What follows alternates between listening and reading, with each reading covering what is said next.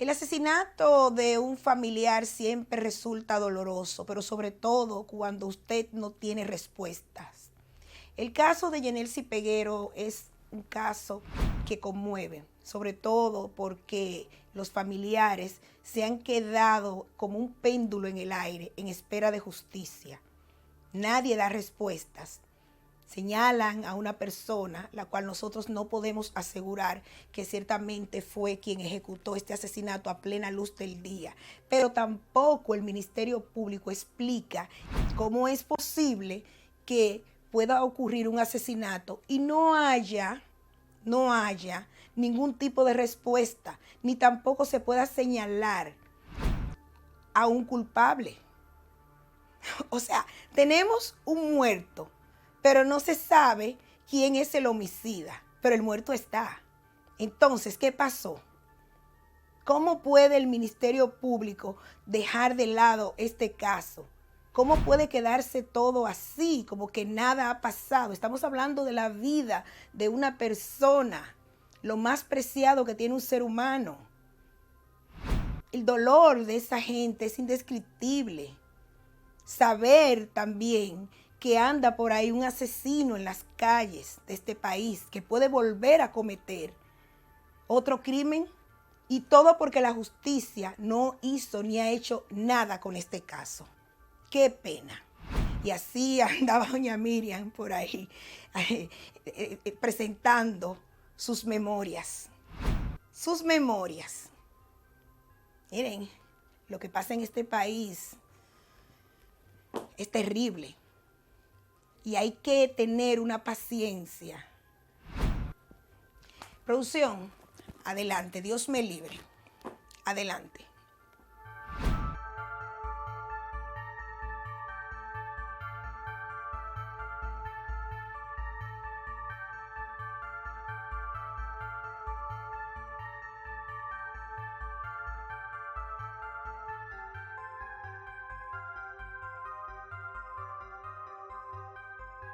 A plena luz del día, el reloj marcaba la 1:20 de la tarde, cuando unos desconocidos se aproximaron a Yenelsi Peguero López, propinándole varios disparos que le causaron la muerte.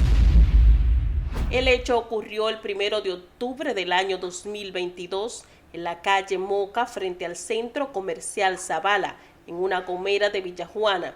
Según se conoce, Yenelsi se detuvo en el lugar para reparar los neumáticos de su vehículo. Un sábado se dirigió a un centro de goma a cambiar una goma a su vehículo. Mientras ya la habían cambiado, mientras estaba colocando la goma de repuesto en el baúl del vehículo, el tipo se le acercó y le hizo los disparos. La persona señalada como principal sospechosa de haber cometido el hecho es Henderson Bravo Polanco, alias El Flaco, quien supuestamente a bordo de una motocicleta conducida por un desconocido disparó a la cabeza y el brazo izquierdo del hoyo Ciso, emprendiendo luego a la huida.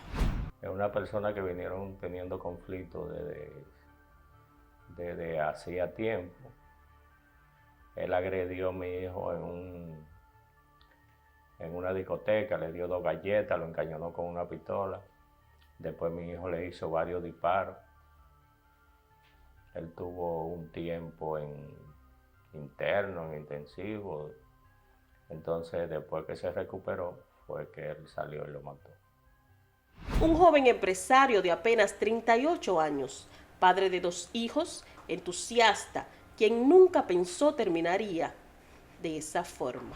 Mi hijo tenía un negocio de repuesto de vehículos, montacarga y camiones. Se llamaba La Terminal aquí en el 12 de Jaina. Ese era su negocio, tenía su empresa. Era una persona de 36 años. Hombre joven. Hombre jovencito, muy trabajador. Le gustaba andar bebiendo, bromando, como todo hombre joven. Pero era muy emprendedor. ¿Dejó hijos? La prueba principal para la investigación han sido las cámaras de vigilancia ubicadas en el área.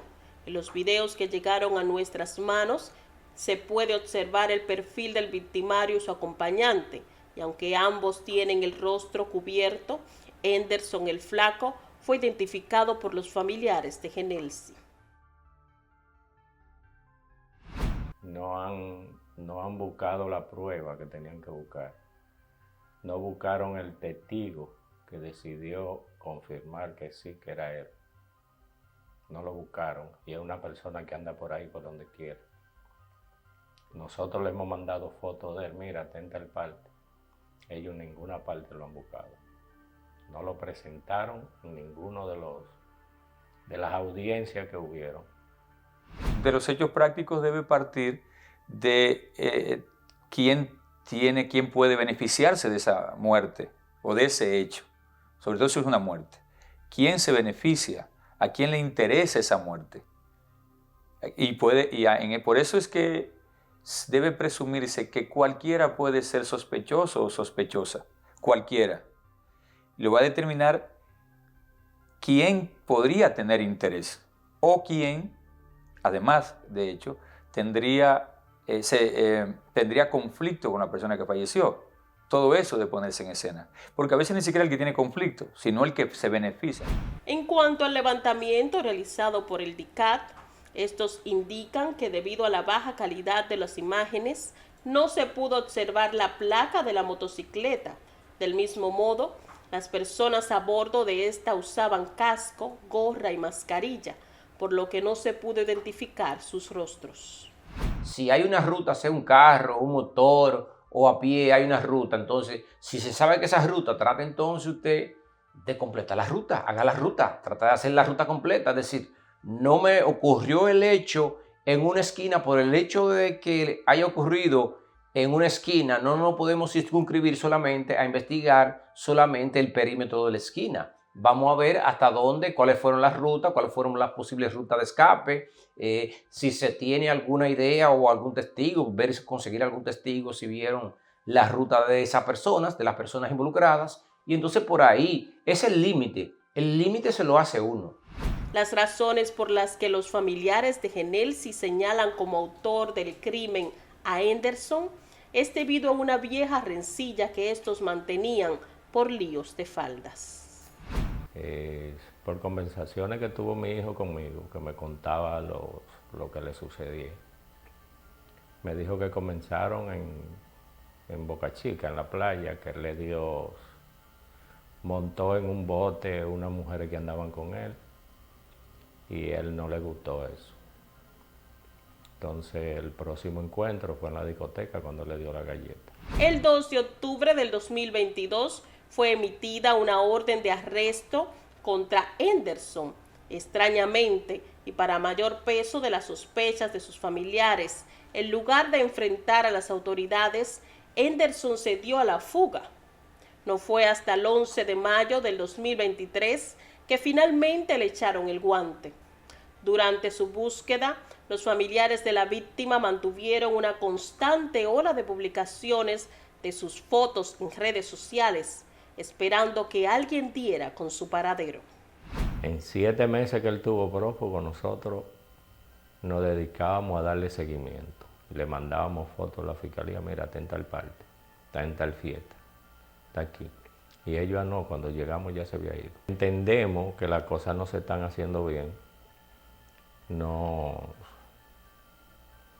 las autoridades no están haciendo bien su trabajo. No le han dedicado el tiempo necesario. ¿Por qué lo han hecho? No sabemos. Podemos pensar lo que se pueda pensar, porque así se manejan las cosas aquí. Una prueba que no ha sido suficiente para las autoridades es el testimonio de John Edison Gómez Jaramillo, quien identificó a Henderson como quien disparó a Genelsi. Tampoco han contado como pruebas las imágenes de las cámaras y mucho menos los testimonios de quienes acompañaban al hoy difunto. Ese testigo se llama John Edison Jaramillo. Es una persona de nacionalidad colombiana que era amigo de mi hijo. Él no estaba, pero cuando vio por la noticia y las redes la muerte de mi hijo, él cogió para allá y él atestiguó a la policía que sí que era él, porque él lo conocía, el tipo. Pero él lo vio. Él no estaba cuando pasó eso, pero por la característica y los videos, él lo conoció y atestiguó que era él, porque ellos andaban juntos siempre en las fiestas y en eso. Esa persona nunca fue. Incluso en una ocasión, él por mensaje se comunicó conmigo y dijo que no podía asistir porque ellos le habían dicho que no se metiera en eso. Eso entendimos que era que lo estaban amenazando. Y es que varios puntos son cuestionables dentro del proceso investigativo que se ha llevado a cabo. Uno de ellos es precisamente el de los testigos. Mi hijo andaba con 4 personas, los cuales ninguno vieron nada. Eso usted lo entiende que es extraño. Lo entiendo extraño, porque si estaban ahí alguien vio algo. Hay una persona que se montó con él en el Banco Popular de la Máximo Gómez, la Torre Popular. Dejó su vehículo ahí. Se montó él y una mujer. Cuando mataron a mi hijo, las informaciones que él da en la audiencia es que él estaba dentro del vehículo y no vio nada. Él y la mujer estaban dentro del vehículo. Él fue a una sola audiencia, creo que a la última. Las otras lo citaron, no fue. La mujer que andaba con él nunca la llevaron. 2 mujeres más que andaban con mi hijo, una fue, la otra no fue, esa nunca la llevó la fiscalía. El señor José se refiere a Jaime Eileen Osuna Orozco, quien fuera amiga del fenecido gracias a conexiones con su difunto esposo y con quien continuó haciendo negocios. Otro es Mario Eduardo Otgío Ramón. Y por último, la colombiana, de la que lo único que se sabe es que estaba ebria ese día. Su nombre no aparece en el expediente. Al parecer no es importante. El testimonio que ve lo que sucedió, o el testigo que ve lo que sucedió, y quien tuvo información de manera indirecta de lo que sucedió. Para el proceso de investigación, ninguno es descartable. A todos hay que traerlos al escenario para que aporten luz, puesto que quien está investigando no estuvo en el lugar. Se presume que no estuvo en el lugar.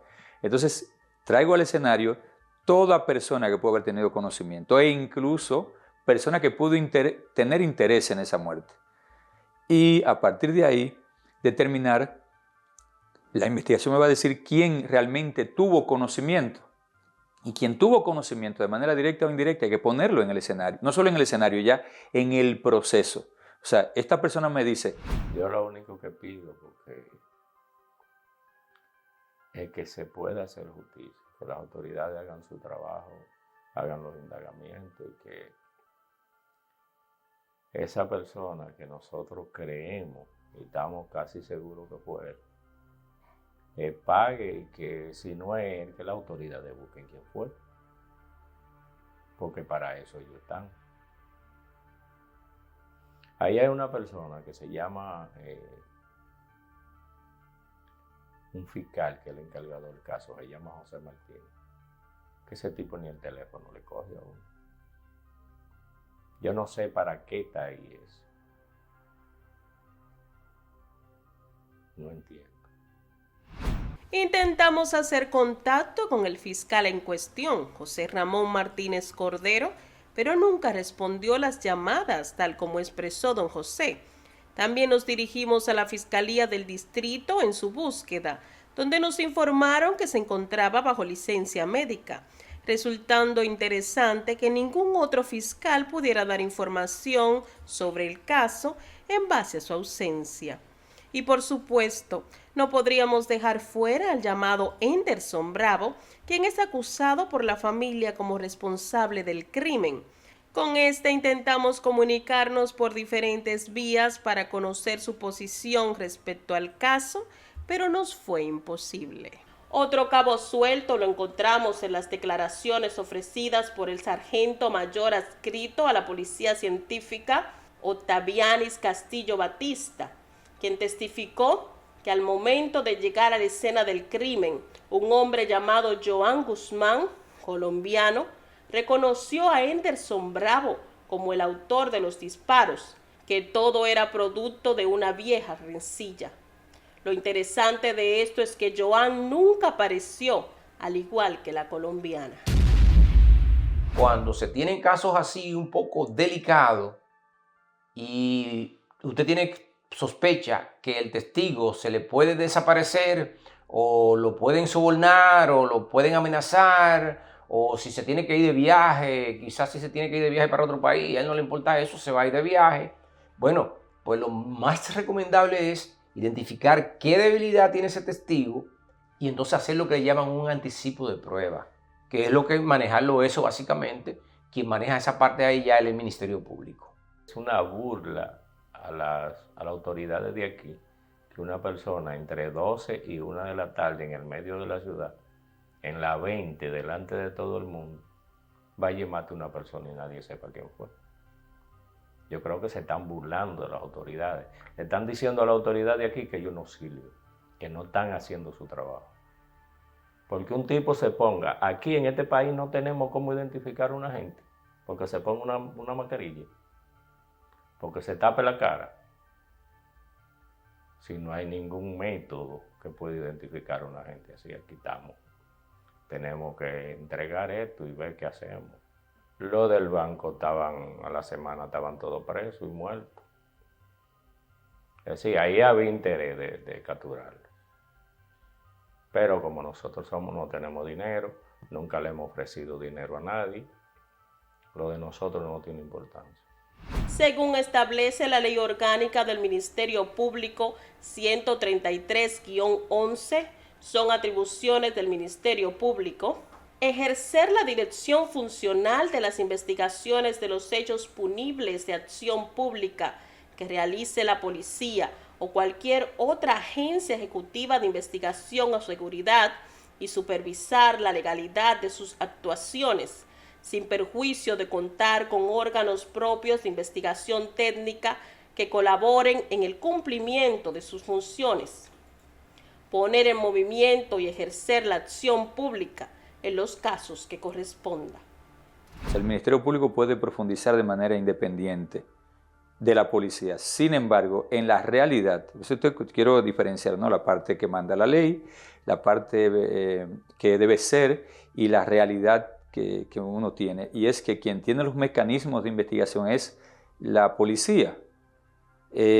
Por tanto, la Fiscalía, aunque dirija legalmente, es como que se sostiene en la policía para la investigación operativa, para la investigación práctica. Pero en legalmente es quien debe dirigir la investigación. Lo que nos ha destruido totalmente. Porque nosotros desde que comenzaron esos problemas tuvimos que abandonar nuestra residencia donde vivíamos. Nosotros vivíamos en una casa, la vendimos. Mis hijos vivían en otra casa, tuvieron que mudarse. Uno de mis hijos tuvo que irse por la vuelta por México, porque nos sentíamos amenazados antes de suceder esto. Por lo visto, las investigaciones se han quedado cortas. Si bien las cámaras cercanas no pudieron mostrar la placa del vehículo debido a la baja calidad, se echa de menos una rigurosa pesquisa de otras posibles imágenes que pudieran arrojar los datos buscados. ¿O es que solo eran esas cámaras que existían y que han sido tan oportunas para limitar la investigación?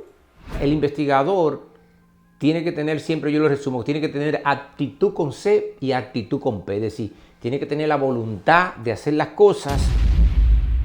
Nos cuestionamos por qué los testimonios han sido invalidados en lugar de profundizar hasta dar con la verdad. Las autoridades parecieran haber tomado el caso por los pelos y con un débil expediente han llevado a que Henderson sea descargado por falta de pruebas. Esto deja consigo baches que empeoran la situación. Para la familia de Genelsi ha sido un viacrucis aterrador. Por un lado, no han logrado sobreponerse de la pérdida y por otro, no sentir el respaldo del sistema judicial, que pareciera condenado a guardar silencio. Hace más pesada la cruz. Ojalá y este no sea otro caso engavetado donde el culpable quede impune. Si las pruebas contra Anderson no son suficientes, queda en manos del Ministerio Público encontrar quién cometió el hecho. Genelsi también merece justicia.